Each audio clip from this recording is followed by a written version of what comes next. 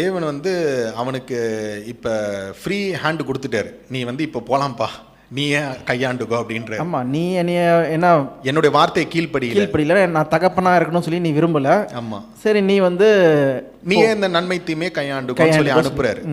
ஆனாலும் அவருக்கு மனசு கேட்கல. என்னன்னா இந்த இதுலலாம் சொல்லுவாங்கள்ல, அதாவது பெத்த மனம் பித்துன்னுவாங்க. என்னதான் வந்து அதாவது ஒரு பையன் பெரிய கொலைகாரனாக இருந்தாலும் பெரிய குடிகாரனாக இருந்தாலும் பெற்ற தாய்க்கு வந்து என்னன்னா அந்த மகன் மேலே அன்பு இருக்கும், பயங்கரமான அன்பு இருக்கும். அந்த ஓமைக்கு அடையாளமாக இருக்குல்ல கெட்ட குமாரன். ஆமாம், அது எப்படி வந்து காட் கிட்ட வந்து அந்த அந்த பையன் வந்து என்ன பண்ணுறான்னா அப்பா கிட்ட வந்து சொத்தை பிரித்து வாங்கி போயிடுறான்.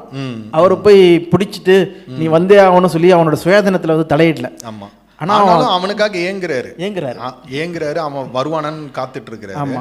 ஸோ சொல்லப்போனால் காடு கூட அப்படிதான், என்னதான் வந்து அவன்